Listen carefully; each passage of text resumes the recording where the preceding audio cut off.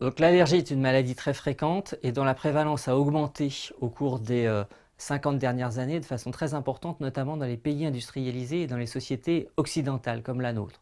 Donc évidemment, la question c'est de savoir pourquoi. Et quand on commence à réfléchir à ça, la seule chose qui tient vraiment la route, c'est le mode de vie.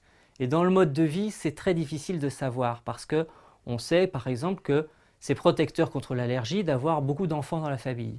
Mais on ne sait pas bien pourquoi. Est-ce que c'est l'alimentation? Est-ce que c'est l'exposition aux frères et sœurs? Parce que cette protection est plus importante pour le petit dernier.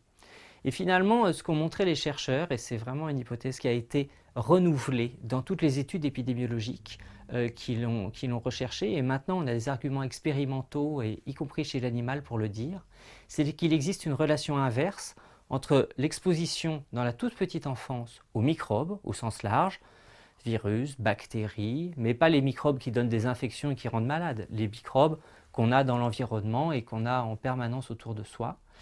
Et donc une relation inverse entre l'exposition à ces microbes et le risque d'être allergique.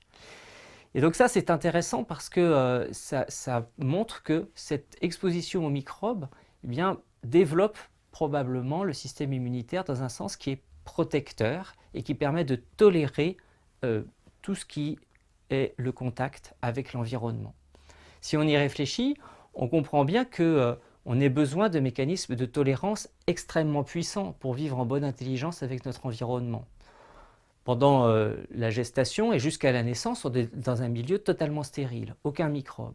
Et puis brutalement, le jour de la naissance, on a une exposition massive aux microbes qui viennent coloniser la peau de façon massive. Ce sont des milliards et des milliards de bactéries qui viennent coloniser la peau et le tube digestif. Et pourtant, il ne se passe rien, il n'y a pas de maladie qui se déclenche. Donc ça veut dire que cet organisme-là, du tout petit enfant, il met en jeu des mécanismes de tolérance vis-à-vis de tous ces microbes qui sont extrêmement puissants. Et ces mécanismes de tolérance permettent aussi de tolérer d'autres substances qui ne sont pas les microbes, comme les allergènes, comme les polluants, comme toutes les particules qu'on respire en permanence, et c'est normal parce qu'il y a plein de particules dans l'air en permanence. S'il n'y a pas cette exposition massive aux microbes, ou si elle ne se fait pas suffisamment, eh bien à ce moment-là, ces mécanismes de tolérance ne se développent pas. Et c'est à ce moment-là qu'il y a des maladies inflammatoires contre des substances qui normalement ne donnent pas de maladie, qui sont mises en jeu, comme les allergies, comme aussi les maladies auto-immunes, comme la sarcoïdose, la sclérodermie ou d'autres maladies auto-immunes. Et ça, c'est vraiment quelque chose qui est très important parce que ça montre que il y a une mise en jeu très vite du système immunitaire et c'est aussi l'âge autour duquel, la toute petite enfance, on peut jouer sur le système immunitaire et on peut travailler sur une exposition aux microbes bien faite et mesurée chez des enfants qui sont à risque de développer une allergie.